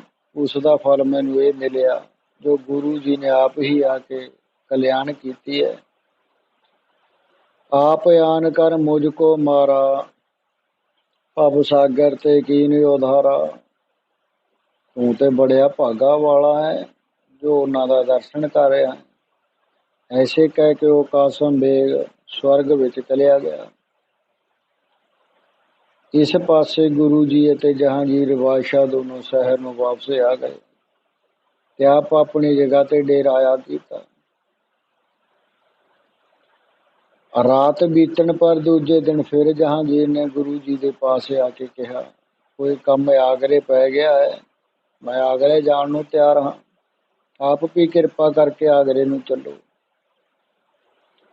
ਹਜ਼ੂਰ ਵੀ ਤਿਆਰ ਹੋ ਗਏ ਤੇ ਤੁਰਦੇ ਤੁਰਦੇ ਜਦ ਆਗਰੇ ਪਹੁੰਚੇ ਤਾਂ ਕਿਸੇ ਸਿੱਖ ਨੇ ਆ ਕੇ ਮੱਥਾ ਟੇਕ ਕੇ ਕਿਹਾ, ਹੇ ਸੱਚੇ ਪਾਤਸ਼ਾਹ, ਆਪ ਕਦ ਦੇ ਆਏ ਹੋ? ਇਹ ਗੱਲ ਸੁਣ ਕੇ ਜਹਾਂਗੀਰ ਦੇ ਮਨ ਦੇ ਵਿੱਚ ਸੰਸ਼ਾ ਹੋ ਗਿਆ ਕਿ ਅਸੀਂ ਇਤਨੀ ਦੁਨੀਆ ਦੇ ਮਾਲਕ ਹਾਂ ਅਤੇ ਸਾਹੀ ਖਜ਼ਾਨਾ ਵੀ ਬੇਅੰਤ ਹੈ। ਹੁਕਮ ਹਾਸਲ ਬੜਾ ਚੱਲ ਰਿਹਾ ਹੈ, ਪਰ ਸਾਨੂੰ ਸੱਚਾ ਪਾਤਸ਼ਾਹ ਕੋਈ ਵੀ ਨਹੀਂ ਕਹਿੰਦਾ। ਜਹਾਂਗੀਰ ਉਰ ਸੰਸੈ ਭਇਓ, ਮੁਝ ਤੇ ਪੀ ਊਚੋ ਪਦ ਵयो। ਰਹਿਓ ਗਾਨਿਤ ਚਿਤ ਮਹਿ ਅਧਿਕਾਇਓ, ਇਹ ਕਿਮ ਨਾਮ ਆਪਨ ਧਰਵਾਇਓ। ਸਾਚੋ ਪਾਤਸ਼ਾਹ ਨਰ ਕਹੈ, ਕੀਤੀ ਜੇਠਾਈ ਕਯੋ ਕਰ ਲਹੈ। ਏਕ ਦਿਓਸ ਪੁਨ ਚੜੇ ਸ਼ਿਕਾਰ, ਭਇਓ ਮੇਲ ਬੋਲਿਓ ਹਿਤ ਤਾਰ। ਸੁਨੋ ਜਗਤ ਮੈਂ ਨਾਮ ਤੁਹਾਰਾ, ਕਹਿ ਸਾਚਾ ਪਾਤਸ਼ਾਹ ਉਦਾਰਾ। ਇਸ ਵਿੱਚ ਕੀ ਕਾਰਨ ਹੈ? ਸੁਣ ਬੋਲੇ ਸ੍ਰੀ ਹਰਿ ਗੋਬਿੰਦ, ਐਸੇ ਨਾਮ ਜੇ ਕਹੈ ਜਗ ਬ੍ਰਿੰਦ। ਹਮ ਨਹਿ ਕਿਸ ਕੋ ਕਹੈ ਕਦਾਈ, ਆਪ ਹੈ ਨਾਮ ਧਰੈ ਸਮੁਦਾਈ। ਜਦ ਇਸ ਤਰ੍ਹਾਂ ਕਹਿ ਕੇ ਸਮਝਾਇਆ, ਤਦ ਵੀ ਜਹਾਂਗੀਰ ਨੂੰ ਨਿਹਚੇ ਨਾ ਆਇਆ। ਤਾਂ ਹਜ਼ੂਰ ਨੇ ਵਿਚਾਰਿਆ, ਜਿੰਨਾ ਚਿਰ ਅੱਖੀ ਨਹੀਂ ਵੇਖਦਾ ਉਹਨਾਂ ਚਿਰ ਇਸ ਨੂੰ ਯਕੀਨ ਨਹੀਂ ਆਉਣਾ। ਸੋ ਆਪੇ ਕਿਸੇ ਸਮੇਂ ਸਮਝ ਜਾਏਗਾ। ਗੁਰੂ ਜੀ ਦਾ ਆਗਰੇ ਪਹੁੰਚਣਾ ਸੁਣ ਕੇ ਆਗਰੇ ਦੀ ਅਤੇ ਆਲੇ ਦੁਆਲੇ ਦੇ ਪਿੰਡਾਂ ਦੀ ਬੜੀ ਸੰਗਤ ਦਰਸ਼ਨਾਂ ਨੂੰ ਆਈ। ਭੇਟਾਂ ਦੇ ਗਏ, ਢੇਰ ਲੱਗ ਗਏ, ਕੜਾਹ ਪ੍ਰਸ਼ਾਦ ਦੀਆਂ ਦੇਗਾਂ ਹੋਣ ਲੱਗ ਪਈਆਂ। ਜਿਸ ਜਿਸ ਇੱਛਾ ਨੂੰ ਧਾਰ ਕੇ ਕੋਈ ਆਉਂਦਾ ਹੈ, ਸਭ ਦੀਆਂ ਆਸਾਂ ਪੂਰੀਆਂ ਹੋ ਰਹੀਆਂ। ਫਿਰ ਇੱਕ ਦਿਨ ਗੁਰੂ ਸਾਹਿਬ ਜੀ ਤੇ ਜਹਾਂਗੀਰ ਬਾਦਸ਼ਾਹ ਦੋਨੋਂ ਸ਼ਿਕਾਰ ਖੇਡਣ ਵਾਸਤੇ ਬਾਹਰ ਗਏ। ਘੋੜਿਆਂ ਨੂੰ ਦੌੜਾਉਂਦੇ ਹੋਏ ਬੜੇ ਸੰਘਣੇ ਜੰਗਲ ਵਿੱਚ ਚਲੇ ਗਏ। ਬਨ ਕੇ ਜੀਵ ਘੇਰ ਕਰ ਮਾਰਹਿ, ਨਿਸ਼ਚੈ ਅਗਰ ਨਹਿ ਜੀਅਤ ਸਦਾ ਰਹਿ। ਤੀਰਨ ਸੰਗ ਅਚ ਗੁਰ ਹਨੇ, ਜਹਾਂਗੀਰ ਸ਼ੰਗਾਰਤ ਕਨੇ। ਇਸ ਤਰ੍ਹਾਂ ਸ਼ਿਕਾਰ ਖੇਡਦੇ ਖੇਡਦੇ ਥੱਕ ਗਏ ਤਾਂ ਵਾਪਸ ਮੁੜ ਆਏ। ਆਉਂਦਿਆਂ ਹੋਇਆ ਇੱਕ ਬ੍ਰਿਛ ਦੀ ਸੋਹਣੀ ਛਾਂ ਦੇਖ ਕੇ ਜਹਾਂਗੀਰ ਨੇ ਡੇਰਾ ਲਗਾ ਦਿੱਤਾ ਅਤੇ ਗੁਰੂ ਸਾਹਿਬ ਜੀ ਨੇ ਵੀ ਸੁੰਦਰ ਬ੍ਰਿਛ ਦੀ ਛਾਂ ਦੇਖ ਕੇ ਕੁਝ ਕੁ ਫਾਸਲੇ ਤੇ ਡੇਰਾ ਕਰ ਲਿਆ। ਉੱਥੇ ਹੀ ਇੱਕ ਘਾਹੀ ਜੋ ਘਾਹ ਖੋਤ ਕੇ ਉਸ ਨੂੰ ਬਾਜ਼ਾਰ ਦੇ ਵਿੱਚ ਵੇਚ ਕੇ ਆਪਣੀ ਉਪਜੀਵਿਕਾ ਦਾ ਨਿਰਵਾਹ ਕਰਦਾ ਹੁੰਦਾ ਸੀ। ਜਦ ਉਸਨੇ ਸੁਣਿਆ ਕਿ ਸੱਚੇ ਪਾਤਸ਼ਾਹ ਜੀ ਇੱਥੇ ਆਏ ਹੋਏ ਹਨ, ਤਾਂ ਦਿਲ ਵਿੱਚ ਦਰਸ਼ਨ ਕਰਨ ਦੀ ਬੜੀ ਉਮੰਗ ਪੈਦਾ ਹੋਈ। ਉਸੇ ਵੇਲੇ ਚੱਲਦਾ ਚੱਲਦਾ ਉੱਥੇ ਆ ਪਹੁੰਚਿਆ ਜਿੱਥੇ ਜਹਾਂਗੀਰ ਨੇ ਡੇਰਾ ਲਗਾਇਆ ਹੋਇਆ ਸੀ। ਆ ਕੇ ਦਰਬਾਰਚੀਆਂ ਤੋਂ ਪੁੱਛਦਾ ਹੈ, ਸੱਚੇ ਪਾਤਸ਼ਾਹ ਜੀ ਕਿੱਥੇ ਹਨ? ਮੈਂ ਉਹਨਾਂ ਅੱਗੇ ਭੇਟਾ ਚੜਾਉਣੀ ਚਾਹੁੰਦਾ। ਇਹ ਗੱਲ ਜਹਾਂਗੀਰ ਬਾਦਸ਼ਾਹ ਨੇ ਸੁਣ ਕੇ ਆਪਣੇ ਦਰਬਾਰਚੀਆਂ ਨੂੰ ਕਿਹਾ, ਇਸ ਨੂੰ ਅੰਦਰ ਆਉਣ ਦਿਓ। ਜਦ ਅੰਦਰ ਗਿਆ ਤਾਂ ਦਰਸ਼ਨ ਕਰਕੇ ਟਕਾ ਅੱਗੇ ਰੱਖ ਕੇ ਦੋਵੇਂ ਹੱਥ ਜੋੜ ਕੇ ਬੇਨਤੀ ਕਰਨ ਲੱਗਾ, ਇਹ ਸੱਚੇ ਪਾਤਸ਼ਾਹ, ਆਪ ਦੀਨ ਦੁਨੀਆ ਦੇ ਮਾਲਕ ਹੋ ਤੇ ਮੈਂ ਗਰੀਬ ਦਾਸ ਆਪ ਜੀ ਦੇ ਚਰਨਾਂ ਵਿੱਚ ਆਇਆ। ਇਸ ਤੇ ਆਪ ਮੇਰੀ ਸਹਾਇਤਾ ਕਰਨੀ, ਹੋਰ ਮੇਰੀ ਕੋਈ ਕਾਮਨਾ ਨਹੀਂ। ਇੱਕ ਜੰਮ ਤੋਂ ਮੈਨੂੰ ਛੁਡਾ ਲੈਣਾ। ਇਹ ਗੱਲ ਸੁਣ ਕੇ ਜਹਾਂਗੀਰ ਬੜਾ ਹੈਰਾਨ ਹੋਇਆ ਤੇ ਦਿਲ ਵਿੱਚ ਆਖਦਾ, ਇਹ ਮੈਨੂੰ ਗੁਰੂ ਸਮਝ ਕੇ ਆਇਆ ਹੈ। ਮੇਰੇ ਵਿੱਚ ਭਲਾ ਇੰਨੀ ਸ਼ਕਤੀ ਕਿੱਥੇ ਹੈ ਜੋ ਮੈਂ ਪਰਲੋਕ ਵਿਖੇ ਇਸ ਦੀ ਸਹਾਇਤਾ ਕਰਾਂ। ਮੈਂ ਤਾਂ ਇਸ ਲੋਕ ਵਿੱਚ ਵੀ ਪੂਰੀ ਸਹਾਇਤਾ ਨਹੀਂ ਕਰ ਸਕਦਾ, ਕਿਉਂਕਿ ਇੱਥੋਂ ਤੱਕ ਮੇਰਾ ਹੁਕਮ ਚੱਲਦਾ ਹੈ, ਉੱਥੋਂ ਤੱਕ ਦਾ ਸਹਾਇਤਾ ਕਰਨ ਦਾ ਮੈਂ ਸਮਰੱਥ ਹਾਂ, ਪਰ ਹੋਰਾਂ ਮੁਲਕਾਂ ਦੇ ਵਿੱਚ ਮੈਂ ਸਹਾਇਤਾ ਵੀ ਕਿਸੇ ਦੀ ਕੁਛ ਨਹੀਂ ਕਰ ਸਕਦਾ। ਪਰਲੋਕ ਵਿੱਚ ਕਿੱਥੋਂ ਕਰਾਂਗਾ? ਇਹ ਗੱਲ ਜਹਾਂਗੀਰ ਨੇ ਆਪਣੇ ਦਿਮਾਗ ਦੇ ਵਿੱਚ ਧਾਰ ਕੇ ਤੇ ਉਸ ਨੂੰ ਕਿਹਾ, ਨਹੀਂ, ਨਿਸ਼ਚੈ ਆਇਆ ਕਿ ਸਿੱਖ ਠੀਕ ਕਹਿੰਦੇ ਹਨ ਕਿ ਸਤਿਗੁਰੂ ਜੀ ਸੱਚੇ ਪਾਤਸ਼ਾਹ ਹਨ। ਦੀਨ ਦੁਨੀ ਜੋ ਕਰੈ ਸਹਾਏ, ਸੱਚ ਪਾਤਸ਼ਾਹ ਤਿਸ ਬਨ ਆਏ।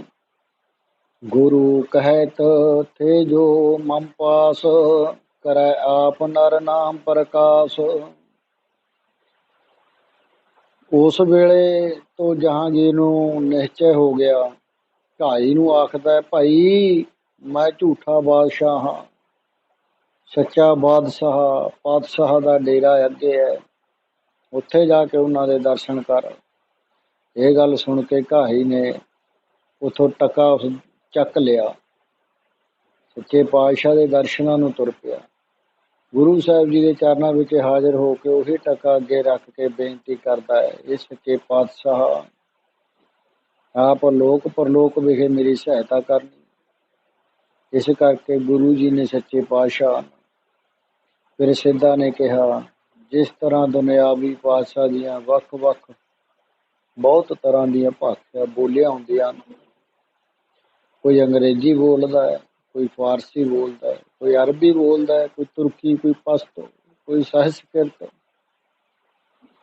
ਵਗੈਰਾ। ਇਸੇ ਤਰ੍ਹਾਂ ਉਸ ਪਰਮਾਤਮਾ ਦੀ ਵੀ ਕੋਈ ਬੋਲੀ ਹੋਏਗੀ। ਤਾਂ ਗੁਰੂ ਸਾਹਿਬ ਜੀ ਨੇ ਉੱਤਰ ਦਿੱਤਾ, ਭਾਖਿਆ ਭਉ ਅਪਾਰ। ਉਹ ਪਰਮਾਤਮਾ ਦੀਆਂ ਭਾਖਿਆ ਬੋਲੀਆਂ ਅਪਾਰ ਹਨ। ਬੇਅੰਤ ਹੀ ਭਉ ਪ੍ਰਕਾਸ਼ ਪ੍ਰਕਾਰ ਦੀਆਂ ਬੋਲੀਆਂ, ਜਿੰਨੇ ਕੁ ਜੀਵ ਆਪਣੇ ਮੂੰਹ ਨਾਲ ਵੱਖੋ ਵੱਖ ਬਾਣੀ ਉਚਾਰਦੇ ਹਨ, ਇਹ ਸਭ ਉਸੇ ਦੀਆਂ ਬੋਲੀਆਂ ਹਨ। ਉਸ ਦੇ ਨਾਮ ਨੂੰ ਕਿਸੇ ਨੇ ਆਖਿਆ ਵੀ ਹੈ। ਜਦ ਇਹ ਪ੍ਰਸ਼ਨ ਸਿੱਧਾ ਨੇ ਗੁਰੂ ਜੀ ਨੂੰ ਕੀਤਾ ਤਾਂ ਗੁਰੂ ਜੀ ਨੇ ਕਿਹਾ, ਉਸ ਦੇ ਨਾਮ ਨੂੰ ਬੇਅੰਤ ਪੁਰਸ਼ਾਂ ਨੇ ਪ੍ਰੇਮ ਸਹਿਤ ਉਚਾਰਨ ਕੀਤਾ ਹੈ। ਤਾਂ ਸਿੱਧਾ ਨੇ ਫੇਰ ਪੁੱਛਿਆ, ਜਿਨ੍ਹਾਂ ਨੇ ਨਾਮ ਨੂੰ ਉਚਾਰਿਆ ਹੈ ਉਹਨਾਂ ਨੂੰ ਕੀ ਫਲ ਮਿਲਿਆ? ਤਾਂ ਗੁਰੂ ਜੀ ਕਹਿੰਦੇ ਹਨ, ਜਿਨ੍ਹਾਂ ਨੇ ਪ੍ਰੇਮ ਸਹਿਤ ਨਾਮ ਨੂੰ ਉਚਾਰਿਆ ਹੈ ਉਹਨਾਂ ਨੂੰ ਅਪਾਰ ਬੇਅੰਤ ਰੂਪ ਪਰਮਾਤਮਾ ਦਾ ਬ੍ਰਹਮ ਗਿਆਨ ਹੋਇਆ ਹੈ। ਫਿਰ ਸਿੱਧਾ ਨੇ ਕਿਹਾ, ਪਰਮੇਸ਼ਰ ਪਾਸੋਂ ਕੋਈ ਮੰਗਦਾ ਵੀ ਹੈ ਕਿ ਨਹੀਂ? ਤਾਂ ਗੁਰੂ ਜੀ ਨੇ ਕਿਹਾ, ਆਖ ਹੈ ਮੰਗ ਹੈ ਦੇਹ ਦੇਹ। ਮੁਸਲਮਾਨ ਵੀ ਆਖਦੇ ਹਨ ਸਾਨੂੰ ਦੇ, ਹਿੰਦੂ ਵੀ ਮੰਗਦੇ ਹਨ ਸਾਨੂੰ ਦੇ। ਅਲਖ ਨਿਰੰਜਨ ਏਕੋ ਭਰਤ ਹੈ, ਏਕਾ ਜੋਤ ਮੁਰਾਰੀ।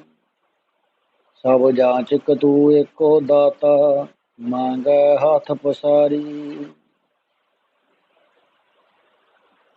ਉਸ ਨਿਰੰਜਨ ਦਾਤੇ ਦੀ ਜੋਤ ਹੈ, ਉਹ ਇੱਕੋ ਵਰਤਦੀ ਹੈ, ਸਭ ਨੂੰ ਵਰਤਾਉਂਦੀ ਹੈ, ਪਰ ਮੰਗਦੇ ਸਾਰੇ ਹੱਥ ਪਛਾਰ ਕੇ ਉਹਦੇ ਕੋਲੋਂ ਹਨ।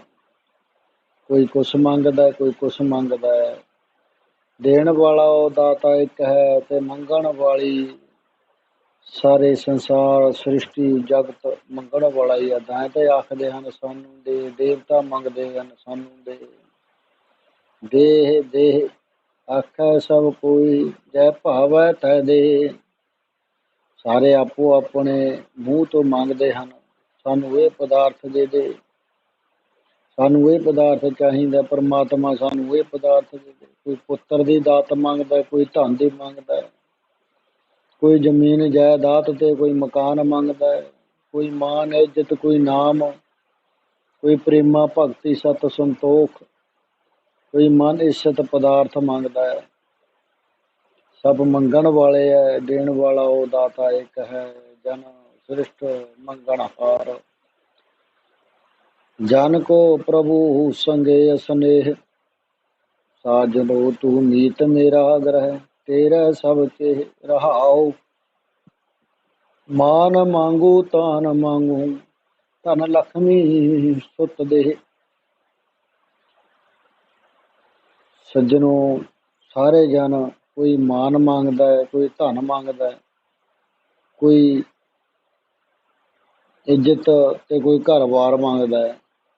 ਉਹਦੇ ਅਖਾਣਾਂ ਨੂੰ ਪੜ੍ਹ ਸੁਣ ਕੇ ਵਿਚਾਰਨ ਦੇ ਮੰਗਦੇ ਹਨ ਕਿ ਹੇ ਪਰਮਾਤਮਾ ਤੂੰ ਸਾਨੂੰ ਮਨੁੱਖਾਂ ਦੇਹੀ ਦੇ, ਜੋ ਜੀਵ ਜੰਤੂਆਂ ਦੀਆਂ ਦੇਹਾਂ ਦੇ ਵਿੱਚੋਂ ਜਾਂ ਦੇਵ ਲੋਕ ਦੀਆਂ ਦੇਹਾਂ ਦੇ ਵਿੱਚੋਂ ਆਉਂਦੇ ਨੇ। ਦੇਵ ਲੋਕ ਵੀ ਮਨੁੱਖਾਂ ਦੇਹੀ ਨੂੰ ਮੰਗਦੇ ਹਨ, ਕਿਉਂਕਿ ਪਰਮਾਤਮਾ ਨੂੰ ਮਿਲਣ ਦਾ ਰਸਤਾ ਹੈ ਜੋ ਮਨੁੱਖਾਂ ਦੇਹੀ ਦੇ ਸਭ ਤੋਂ ਨੇੜੇ ਹੈ। ਇਹ ਆਪਾਂ ਨੂੰ ਦੇਹੀ ਮਿਲੀ ਹੈ ਜਿਸ ਨੂੰ ਦੇਵਤੇ ਲੋਚਦੇ ਹਨ ਸਾਧ ਸੰਗਤ ਜੀ। 84 ਲੱਖ ਜੂਨ ਤੋਂ ਬਾਅਦ ਇਹ ਮਨੁੱਖਾ ਦੇ ਹੀ ਆਪਾਂ ਨੂੰ ਮਿਲੀ ਆ ਉਸ ਪ੍ਰਮਾਤਮਾ ਨੂੰ ਮਿਲਣ ਦੇ ਵਾਸਤੇ। ਸਵਾਸ ਗਰਾਸ ਉਸ ਦੇ ਲੇਖੇ ਲਾਈਏ, ਪਰਮਾਤਮਾ ਦੇ ਚਰਨਾਂ ਦੇ ਨਾਲ ਜੁੜੇ ਰਹੀਏ ਤੇ 84 ਲੱਖ ਜੂਨ ਤੋਂ ਛੁਟਕਾਰਾ ਪਾਈਏ। ਸਾਧ ਸੰਗਤ ਜੀ, ਉਹ ਪਰਮਾਤਮਾ ਦੇ ਸਿਮਰਨ ਦੇ ਨਾਲ ਜੁੜੋ, ਉਸ ਨੂੰ ਸਿਮਰੋ ਤੇ ਦੁੱਖਾਂ ਰੋਗਾਂ ਤੋਂ, 84 ਲੱਖ ਦੇ ਗੇੜਿਆਂ ਤੋਂ, ਘੁੰਮਣ ਘੇਰਿਆਂ ਤੋਂ ਦੂਰ ਹੋ ਕੇ, ਬਚ ਕੇ, ਕਾਲ ਦੇ ਡੰਡੇ ਤੋਂ ਬਚ ਕੇ ਉਹ ਪਰਮਾਤਮਾ ਦੇ ਚਰਨਾਂ ਦੇ ਵਿੱਚ ਨਿਵਾਸ ਕਰੀਏ, ਉਹਦਾ ਸਿਮਰਨ ਕਰੀਏ, ਵਿਚਾਰਿਆ ਕਰੋ ਪਰਮਾਤਮਾ ਦੇ ਨਾਮ ਸਿਮਰਨ ਨੂੰ, ਬਾਚਿਆ ਕਰੋ। ਦਾਤ ਕਰੇ ਦਾਤਾਰ, ਤਾਂ ਉਹ ਪਰਮਾਤਮਾ ਉਹਨਾਂ ਮੰਗਣ ਵਾਲਿਆਂ ਨੂੰ ਉਹ ਦਾਤ ਦੇਣੀ ਕਰਦਾ ਹੈ। ਜੇ ਚੁੱਪ ਹੈ, ਜੇ ਮੰਗੇ ਦਾਤ ਕਰੇ ਦਾਤਾਰ। ਇੱਕ ਦਾਤਾ ਸਭ ਮੰਗਤੇ ਫਿਰ ਦੇਖ ਆਕਾਰ, ਨਾਨਕ ਏਵੈ ਜਾਣੀਐ ਜੀਵੈ ਦੇ ਬਣਹਾਰ।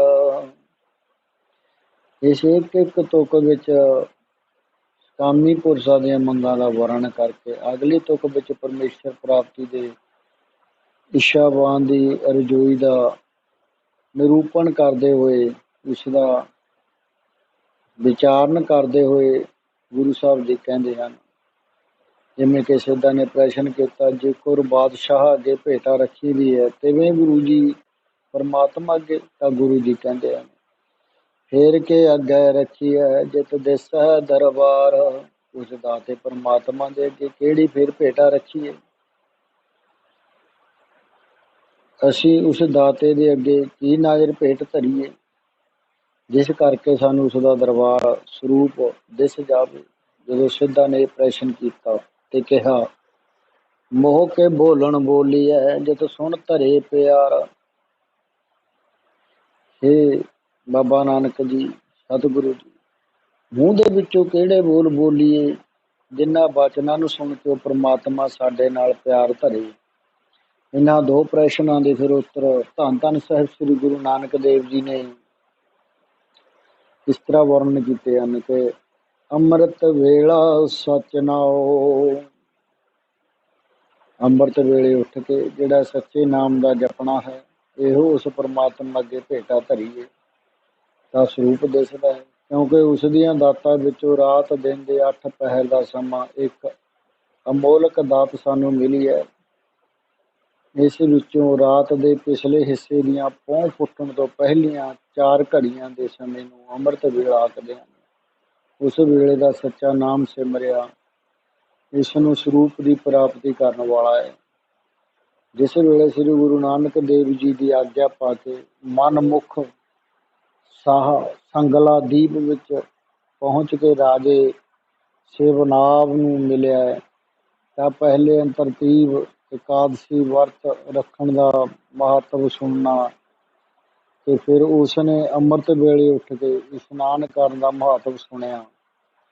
ਜੋ ਮਨੁੱਖ ਪਹਿਰ ਰਾਤ ਰਹਿੰਦੀ ਉੱਠ ਕੇ ਇਸ਼ਨਾਨ ਕਰਦਾ ਹੈ, ਉਸ ਨੂੰ 3260 ਤੋਲੇ ਸੋਨੇ ਦੇ ਦਾਨ ਕਰਨ ਜਿੰਨਾ ਫਲ ਮਿਲਦਾ ਹੈ। ਜੋ ਮਨੁੱਖ 4 ਘੜੀ ਰਾਤ ਰਹਿੰਦੇ ਇਸ਼ਨਾਨ ਕਰਦਾ ਹੈ, ਉਸ ਨੂੰ 3260 ਤੋਲੇ ਚਾਂਦੀ ਦੇ ਦਾਨ ਦੇਣ ਜਿੰਨਾ ਫਲ ਮਿਲਦਾ ਹੈ। ਜੋ ਮਨੁੱਖ 1 ਘੜੀ ਰਾਤ ਰਹਿੰਦੇ ਇਸ਼ਨਾਨ ਕਰਦਾ, ਉਸਨੂੰ 1.25 ਮਣ ਦੁੱਧ ਦੇਣ ਜਿੰਨਾ ਫਲ ਮਿਲਦਾ ਹੈ। ਜੋ ਮਨੁੱਖ ਪ੍ਰਾਤଃ ਕਾਲ ਉੱਠ ਕੇ ਇਸ਼ਨਾਨ ਕਰਦਾ ਹੈ, ਉਸਨੂੰ 1 ਮਣ ਜਲ ਦਾਨ ਦੇਣ ਜਿੰਨਾ ਫਲ ਮਿਲਦਾ ਹੈ। ਜੋ ਮਨੁੱਖ ਦਿਨ ਚੜੇ ਇਸ਼ਨਾਨ ਕਰਦਾ ਹੈ, ਉਸਨੂੰ ਸਰੀਰਕ ਪਰਿਵਿਰਤਾ ਤਾਂ ਪ੍ਰਾਪਤ ਹੋ ਜਾਂਦੀ ਹੈ, ਪਰੰਤੂ ਕਿਸੇ ਪੁੰਨ ਦੀ ਪ੍ਰਾਪਤੀ ਨਹੀਂ ਹੁੰਦੀ। ਜਿਵੇਂ ਚੌਪਈ ਦੇ ਵਿੱਚ ਲਿਖਿਆ, ਪੁੰਨ ਮਜਨ ਕੀ ਗਾਥਾ ਸੁਣੇਜੈ, ਜਿਸ ਕੇ ਨਾਹਨ ਅਧਿਕ ਫਲ ਜਨੇਜੈ। ਜਾਮ ਜਾਮਨੀ ਨਾਵਨ ਕਰਹੀ, ਕੰਚਨ ਪਾਰ ਦਾਨ ਫਰ ਫਰਹੀ। ਚਤਰ ਘਟੀ ਨਿਸ ਤੇਜੋ ਨਹਾਵੈ, ਤਿਤਨੋ ਦਾਨ ਰਜਤ ਫਲ ਪਾਵੈ। ਘਟੀ ਰੈਨ ਤੇ ਕਰੈ ਇਸ਼ਨਾਨਾ, ਫਲਵੈ ਖੀਰ ਸਵਾ ਮਨ ਦਾਨਾ। ਪ੍ਰਤਿਕਾਲ ਉੱਠ ਕਰ ਜੋ ਨਹਾਵੈ, ਮਨ ਜਲ ਦਾਨ ਕਰੇ ਫਲ ਪਾਵੈ। ਦਿਵਸ ਚਰੇ ਜੇ ਨਾਵੈ ਜੋ, ਤਾਂ ਕੋ ਹੋਇ ਨ ਪੁੰਨ ਫਲ ਕੋ। ਫਲ ਏਤੋ ਹੀ ਦੇ ਪੁਨੀਤਾ, ਨਿਸਤੇ ਨਾਵਣ ਆਦਿ ਰੀਤਾ। ਨਿਗਮਾਗਮ ਕੀ ਹੈ ਨਿਦੇਸ਼, ਮਹਿ ਕਛੂ ਮੇਰੇ ਵਾਕ ਨਰੇਸ਼ਾ। ਸੋ ਸਾਧ ਸੰਗਤ ਜੀ, ਇਹ ਅੰਮ੍ਰਿਤ ਵੇਲੇ ਨਹਾਉਣ ਦੇ ਫਲਾਂ ਦਾ ਜੋ ਵਰਣਨ ਹੈ ਇਸ ਤਰ੍ਹਾਂ ਕੀਤਾ ਹੈ। ਪਰ ਜੇ ਗੁਰਮਤਿ ਦੇ ਅਨੁਸਾਰ ਆਪਾਂ ਦੇਖੀਏ ਤਾਂ ਉਹੀ ਅੰਮ੍ਰਿਤ ਵੇਲਾ ਜਦੋਂ ਪ੍ਰਮਾਤਮਾ ਨੂੰ ਸਿਮਰਨ ਵਾਸਤੇ ਮਨ ਜਾਗ ਪਿਆ। ਉਹ ਰਹਿਣ ਹੈ, ਉਹ ਬੇਸ਼ੱਕ ਰਾਤ ਦਾ ਵੇਲਾ, ਬੇਸ਼ੱਕ ਅੰਮ੍ਰਿਤ ਦਾ ਵੇਲਾ, ਬੇਸ਼ੱਕ ਦਿਨਸ ਦਾ ਵੇਲਾ, ਜਦੋਂ ਮਨ ਸੁੱਤਾ ਪਿਆ ਤਾਂ ਉਹਦੇ ਵਾਸਤੇ ਰਾਤ ਹੈ। ਜਾਗਣਾ ਸਰੀਰ ਦਾ ਨਹੀਂ, ਜਾਗਣਾ ਮਨ ਦਾ ਅੰਮ੍ਰਿਤ ਵੇਲਾ ਮੰਨਿਆ ਗਿਆ। ਮਨ ਨੂੰ ਜਗਾਓ ਸਾਧ ਸੰਗਤ, ਮਨ ਜਾਗੂ ਕਿਵੇਂ? ਸਿਮਰਨ ਨੂੰ ਜੀਵਾ ਰਾਹੀਂ ਬੋਲੋ, ਸਰਵਣਾ ਰਾਹੀਂ ਸੁਣੋ ਤੇ ਹਿਰਦੇ ਦੇ ਅੰਦਰ ਵਾਸ ਕਰੋ। ਮਨ ਨੇਤਰਾਂ ਦੀ ਇਕਾਗਰਤਾ ਨੂੰ ਤ੍ਰਿਕੁਟੀ ਦੇ ਉੱਪਰ ਨਿਸ਼ਚਿਤ ਕਰਕੇ ਉਸ ਪ੍ਰਮਾਤਮਾ ਦਾ ਧਿਆਨ ਧਰ ਕੇ ਅਭਿਆਸ ਸਿਮਰਨ ਕਰਨਾ ਆਰੰਭ ਕਰੋ। ਇਸ ਤਰ੍ਹਾਂ ਕਰਨ ਦੇ ਨਾਲ ਆਪਾਂ ਨੂੰ ਉਸ ਪ੍ਰਮਾਤਮਾ ਦੇ ਮਿਲਣ ਦਾ ਮਿਲਾਪ ਹੋ ਸਕਦਾ ਹੈ। ਉਹ ਜਾਂਦਾ ਹੈ, ਹੋ ਸਕਦਾ ਕੀ ਹੋ ਜਾਂਦਾ ਹੈ ਸਾਧ ਸੰਗਤ, ਪਰ ਉਸਨੂੰ ਦਿਲੋਂ ਸਿਮਰਨ ਦੀ ਲੋੜ ਹੈ। ਜਿਵੇਂ ਬੰਬੀਹਾ ਅੰਮ੍ਰਿਤ ਵੇਲੇ ਬੋਲਿਆ, ਤਾਦਰ ਸੁਣੀ ਪੁਕਾਰ। ਬਾਰ ਮਾਲ ਸ਼ਲੋਕ, ਮਲਾਰ ਸ਼ਲੋਕ ਦੀ ਹੈ, ਮਹਲਾ ਤੀਜਾ, 1285 ਅੰਗ ਤੇ। ਜਿਵੇਂ ਚਾ ਲਾਂਘੈ ਉਠ ਰਾਮ ਜਪ, ਨਿਸਬਾਸੁਰ ਆਰਾਧ। ਕਾਰਾ ਤੁਝੈ ਨ ਵਿਆਪਈ, ਨਾਨਕ ਮਿਟਾਇ ਉਪਾਦ। ਗੌੜੀ ਬਾਵਨੇ ਅੱਖਰੀ, ਅੰਗ 255।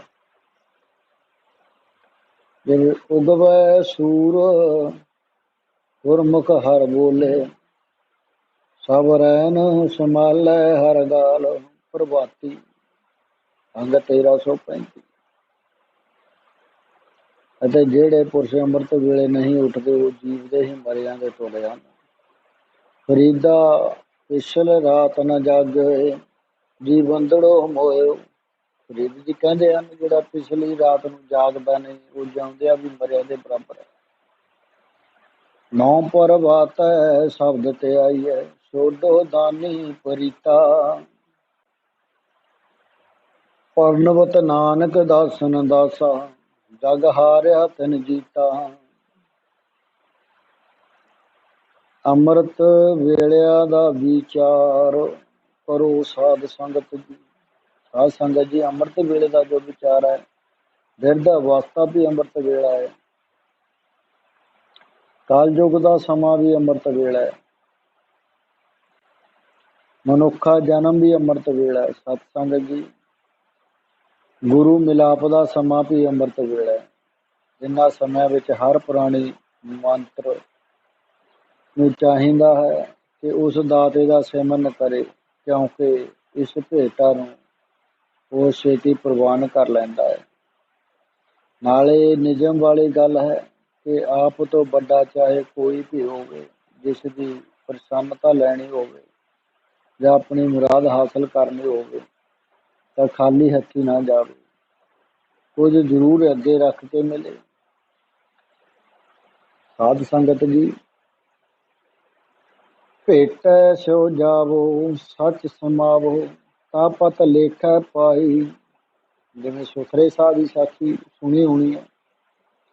ਕਲਗੀਧਰ ਪਾਤਸ਼ਾਹ ਜੀ ਦੇ ਪਾਸ ਇੱਕ ਸੁਥਰਾ ਰਿਹਾ ਕਰਦਾ ਸੀ। ਸਤਿਗੁਰਾਂ ਦੇ ਪਾਸ ਹੋਰ ਵੀ 52 ਕਵੀ ਰਹਿੰਦੇ ਸਨ।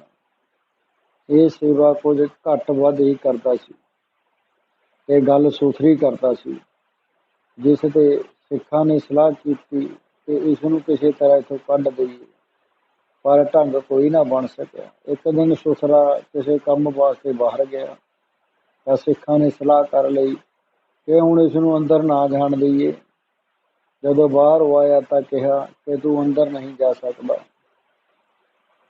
ਸਾਧ ਸੰਗਤ ਜੀ, ਜਿਵੇਂ ਕਿ ਰਾਜ ਵੈਦ ਗੁਰ ਜੋਤਸੀ, ਇਨਕੇ ਪਾਸ ਜੋ ਜਾਏ, ਖਾਲੀ ਹਾਥ ਨਾ ਜਾਈਏ, ਫਲ ਦੀਏ ਫਲ ਪਾਏ। ਤਥਾ ਰਾਜਨੀਤੀ ਵਿੱਚ ਵੀ ਲਿਖਿਆ ਹੈ, ਰਿਕਤ ਪਾਨ ਦਰ ਸੇ ਨਹੀਂ, ਊਪ ਭਿਖ ਗੁਰਦੇਵ, ਫਲ ਦੀਏ ਫਲ ਪਾਈਐ, ਫਲੇ ਨ ਫਲ ਬਿਨ ਸੇਵ। ਇਹ ਜੋ ਸੁਥਰਾ ਹੈ, ਇਸ ਦਾ ਜਨਮ ਪਟਿਆਲੇ ਦੇ ਲਾਗੇ ਦਾ ਹੈ। ਇਸ ਵੇਲੇ ਸੁਥਰਾ ਜੰਮਿਆ ਸੀ। ਉਸ ਦੇ ਮੂੰਹ ਦੇ ਵਿੱਚ ਵੱਡੇ ਵੱਡੇ ਦੰਦ ਸਨ। ਇਸ ਦੇ ਮਾਤਾ ਪਿਤਾ ਨੇ ਵਿਚਾਰਿਆ ਕਿ ਬੱਚਾ ਕਈ ਮਹੀਨਿਆਂ ਦਾ ਹੋ ਜਾਵੇ ਤਾਂ ਦੰਦੀਆਂ ਨਿਕਲਦੀਆਂ ਹਨ। ਇਸ ਦੇ ਜਨਮ ਸਮੇਂ ਬੜੇ ਬੜੇ ਦੰਦ ਹਨ। ਇਹ ਤਾਂ ਕੋਈ ਬਲਾ ਹੈ। ਇਹ ਸੋਚ ਕੇ ਬਾਹਰ ਸੁੱਟਿਆ। ਜਿੱਥੇ ਸੁੱਟਿਆ ਸੀ ਉੱਥੇ ਲਾਗੇ ਹੀ ਕੁੱਤੀ ਦੇ ਕਤੂਰੇ ਦਿੱਤੇ ਹੋਏ ਸਨ। ਸਾਧ ਸੰਗਤ ਜੀ, ਉਸ ਕੁੱਤੀ ਨੇ ਅੰਦਰ ਜੋ ਪਰਮਾਤਮਾ ਦਾ ਵਾਸ ਹੋਇਆ ਤੇ ਉਸ ਕੁੱਤੀ ਨੇ ਆਪਣੇ ਕਤੂਰਾ ਸਮਝ ਕੇ ਰੱਖ ਲਿਆ ਤੇ ਕੁੱਤੀ ਦਾ ਹੀ ਦੁੱਧ ਚੁੰਗਦਾ ਰਿਹਾ। ਮੀਰੀ ਪੀਰੀ ਦੇ ਮਾਲਕ 6ਵੇਂ ਪਾਤਸ਼ਾਹ ਸ੍ਰੀ ਗੁਰੂ ਹਰਗੋਬਿੰਦ ਸਾਹਿਬ ਜੀ ਉੱਥੋਂ ਲੰਘੇ ਤਾਂ ਇਹ ਰੋਂਦਾ ਪਿਆ ਸੀ।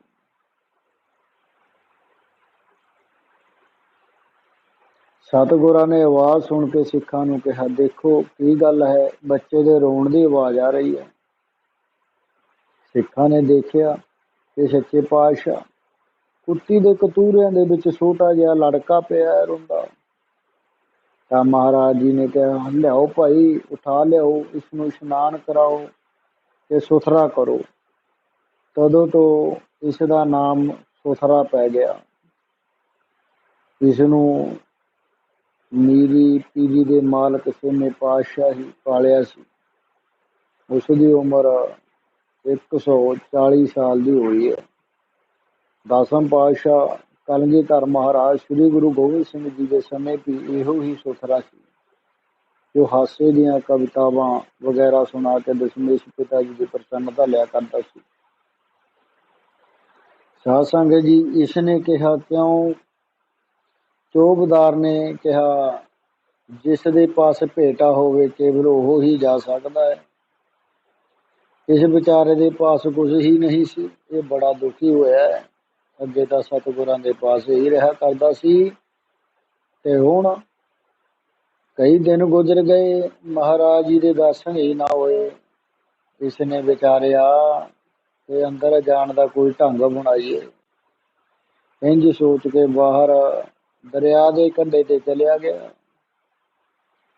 ਤੇ ਮੱਥੇ ਦੇ ਉੱਤੇ ਜਾ ਕੇ ਚਾਦਰ ਵਿੱਚ ਰੇਤ ਬੰਨ੍ਹ ਲਈ। ਸਾਧ ਸੰਗਤ ਜੀ, ਦਰਿਆ ਤੋਂ ਉਸਨੇ ਰੇਤ ਲਈ, ਚਾਦਰ ਦੇ ਵਿੱਚ ਬੰਨੀ ਤੇ ਚੁੱਕ ਕੇ ਤੁਰ ਪਿਆ।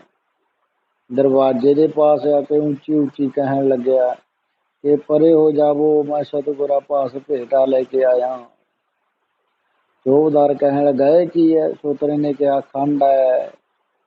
ਇਸੇ ਕਰਕੇ ਚੋਬਦਾਰ ਸੂਤਰੇ ਨੂੰ ਅੰਦਰ ਜਾਣ ਤੋਂ ਰੋਕ ਨਾ ਸਕਿਆ, ਕਿਉਂਕਿ ਪਹਿਲੇ ਕਹਿ ਚੁੱਕਾ ਸੀ ਕਿ ਜਿਸ ਪਾਸ ਭੇਟਾ ਹੋਵੇ ਉਹ ਲੰਘ ਸਕਦਾ ਹੈ।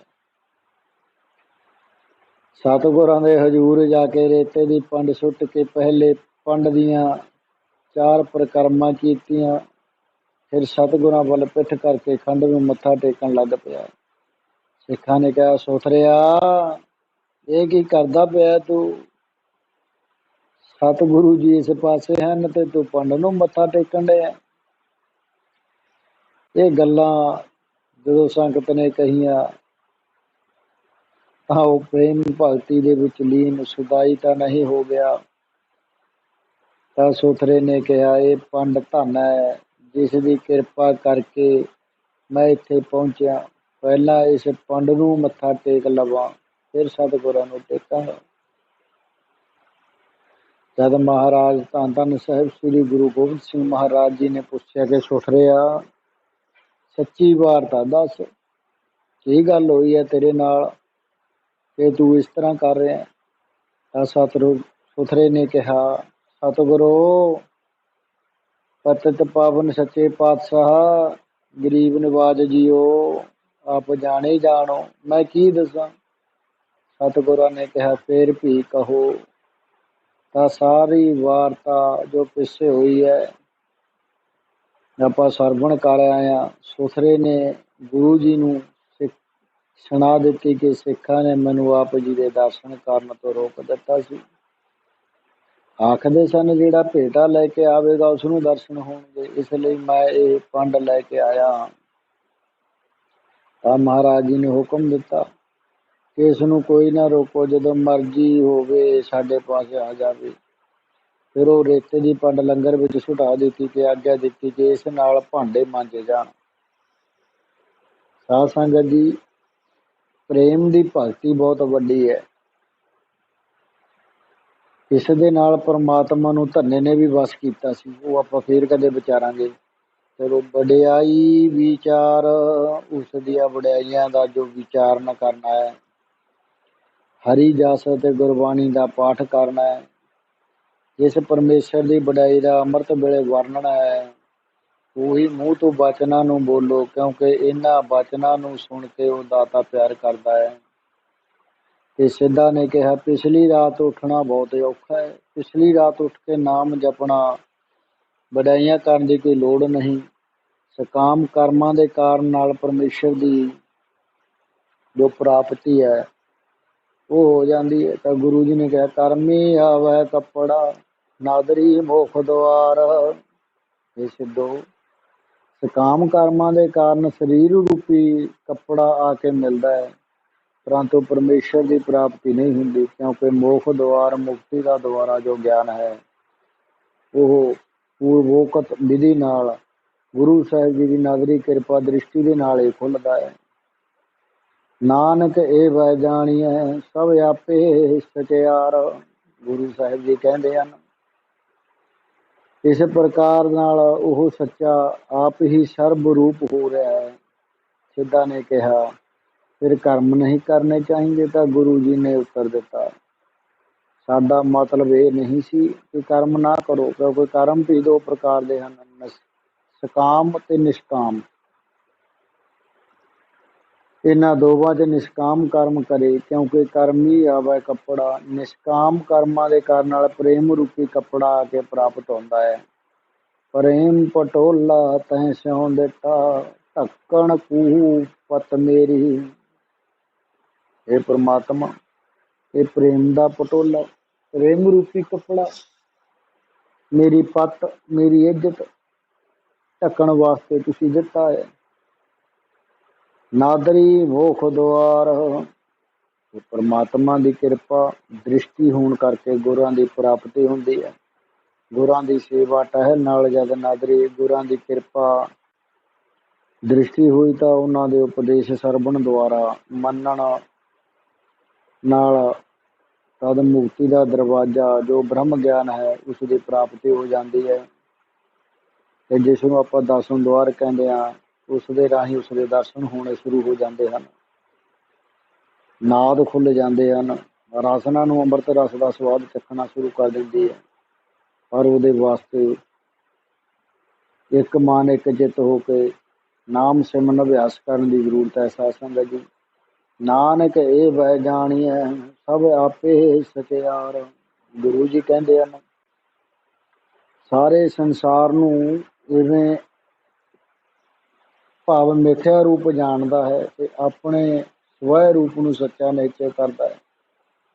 ਉਹ ਪਰਮਾਤਮਾ ਸੱਚਾ ਹੈ, ਉਹ ਸੱਚੇ ਨੂੰ ਮਿਲਣ ਵਾਸਤੇ ਆਪਾਂ ਨੂੰ ਉਸ ਦੇ ਅਨੁਸਾਰ ਉਸ ਦੀ ਕਿਰਪਾ ਦੇ ਵਿੱਚ ਚੱਲਦੇ ਹੋਏ ਨਾਮ ਸਿਮਰਨ ਕਰਦਿਆਂ ਉਸ ਨੂੰ ਪ੍ਰਾਪਤ ਕਰਨਾ ਹੈ। ਉਹ ਸਭ ਉਸ ਦੀ ਦ੍ਰਿਸ਼ਟੀ ਦੇ ਅੰਦਰ ਹੈ। ਮਿਥਿਆ ਰੂਪ ਜਾਣ ਕੇ ਆਪਣੇ ਆਪ ਨੂੰ ਸੱਚਾ ਸਰੂਪ ਨਿਸ਼ਚੈ ਕਰਨ ਵਾਲਾ ਪਰਮਾਤਮਾ ਹੈ। ਇਹ ਚੌਥੀ ਪੌੜੀ ਦੇ 117 ਅੱਖਰ ਹਨ। ਅੰਮ੍ਰਿਤ ਵਾਲਾ ਰਾਰਾ ਗਿਣ ਕੇ ਤਾਂ ਇਸ ਦੇ ਆਪਾਂ ਨੇ ਜੋ ਅਰਥ ਹਨ ਉਹ ਅੱਜ ਆਪ ਜੀ ਦੇ ਰੂਬਰੂ ਕੀਤੇ ਹਨ, ਆਪ ਜੀ ਦੇ ਨਾਲ ਵਿਚਾਰੇ ਹਨ। ਸਾਧ ਸੰਗਤ ਜੀ, ਇਨਸਾਨ ਹਾਂ, ਕਲਯੁਗੀ ਜੀਵ ਹਾਂ। ਗੁਰਬਾਣੀ ਪੜ੍ਹਦੇ ਹਾਂ, ਸ਼ਬਦ ਵਿਚਾਰ ਕਰਦੇ ਹਾਂ, ਇੱਕ ਨਹੀਂ ਅਨੇਕਾਂ ਹੀ ਪ੍ਰਕਾਰ ਦੀਆਂ ਭੁੱਲਾਂ ਚੁੱਕਾਂ ਗਲਤ ਹੋ ਜਾਂਦੀਆਂ। ਅਣਜਾਣ ਸਿੱਖ ਸੇਵਕ ਸਮਝ ਕੇ ਆਪਣੇ ਬੱਚੇ ਨੂੰ ਮਾਫ਼ ਕਰਨਾ ਤੇ ਸਾਰਿਆਂ ਨੇ ਮਿਲ ਕੇ ਅਰਦਾਸ ਕਰਨੀ ਕਿ ਅੱਗੇ ਤੋਂ ਆਪ ਜੀ ਦਾ ਬੱਚਾ ਸ਼ੁੱਧ ਗੁਰਬਾਣੀ ਤੇ ਸ਼ੁੱਧ ਵਿਚਾਰ ਕਰ ਸਕੇ। ਸਾਧ ਸੰਗਤ, ਗੁਰੂ ਗ੍ਰੰਥ ਸਾਹਿਬ ਜੀ ਅਥਾਹ ਸਮੁੰਦਰ ਹੈ, ਇਸ ਦੀ ਜਿਸ ਨੂੰ ਜਿੰਨੀ ਕੁ ਸੋਧੀ ਹੈ, ਜਿੰਨੀ ਕੁ ਬੁੱਧ ਹੈ, ਉਨੀ ਕੁ ਹੀ ਇਸ ਦੀ ਵਿਚਾਰ ਕਰ ਸਕਦਾ, ਕਿਉਂਕਿ ਕੋਈ ਇਸ ਦਾ ਇਹ ਤੇ ਕਹਿ ਨਹੀਂ ਸਕਦਾ ਵੀ ਇੱਥੇ ਇਹਨੇ ਆਹ ਵੱਧ ਘੱਟ ਬੋਲਤਾ, ਕਿੰਤੂ ਪ੍ਰੰਤੂ ਨਹੀਂ ਕਰ ਸਕਦਾ। ਕਿਉਂਕਿ ਇਸ ਨੂੰ ਆਰੰਭਤਾ ਦੇ ਵਿੱਚ ਜਦੋਂ ਤੁਸੀਂ ਇਸ ਸ਼ਬਦ ਨੂੰ ਗੁਰੂ ਨੂੰ ਮਿਲਣ ਵਾਸਤੇ ਚੱਲੋਗੇ ਤਾਂ ਜਿਹੜੀ ਪਹਿਲੀ ਪੌੜੀ ਹੈ ਉੱਥੇ ਤੁਹਾਨੂੰ ਦਰਸ਼ਨ ਹੋਰ ਹੋਣਗੇ, ਦੂਸਰੀ ਪੌੜੀ ਤੇ ਹੋਰ ਹੋਣਗੇ, ਤੀਸਰੀ ਤੇ ਹੋਰ ਹੋਣਗੇ। ਇਸੇ ਤਰ੍ਹਾਂ ਇਹ ਜਿੰਨੇ ਜਿੰਨੇ ਡੂੰਘੇ ਉਤਰਦੇ ਜਾਓਗੇ, ਇਹਦੇ ਵਿਚਾਰਧਾਰਾ, ਇਹਦੇ ਅਰਥਾਂ ਦੇ ਮਤਲਬ, ਅਰਥਾਂ ਦੇ ਅਰਥ ਹੋਰ ਦੇ ਹੋਰ ਹੁੰਦੇ ਤੁਰੇ ਜਾਣਗੇ। ਸੋ ਬੁੱਧ ਦੇ ਅਨੁਸਾਰ ਹਰੇਕ ਆਪੋ ਆਪਣੀ ਬੁੱਧ ਦੇ ਅਨੁਸਾਰ ਅਰਥ ਕਰਦਾ ਹੈ। ਸਾਧ ਸੰਗਤ, ਆਪ ਹੀ ਦੇ ਬੱਚੇ ਨੂੰ ਹੋਈਆਂ ਗਲਤੀਆਂ ਦੀ ਖਿਮਾ ਕਰਿਓ। ਅਣਜਾਣ ਹਾਂ, ਕਲਯੁਗੀ ਜੀਵ ਹਾਂ, ਆਪ ਹੀ ਦਾ ਬੱਚਾ ਇੱਕ ਸੰਗਤ ਬਖਸ਼ਣਯੋਗ ਹੈ। ਬਖਸ਼ੋ ਜੀ। ਗੁਰੂ ਸਾਹਿਬ ਜੀ ਦੇ ਚਰਨਾਂ ਦੇ ਵਿੱਚ ਗੱਜ ਕੇ ਬੁਲਾਓ। ਵਾਹਿਗੁਰੂ ਜੀ ਕਾ ਖਾਲਸਾ, ਵਾਹਿਗੁਰੂ ਜੀ ਕੀ ਫਤਿਹ।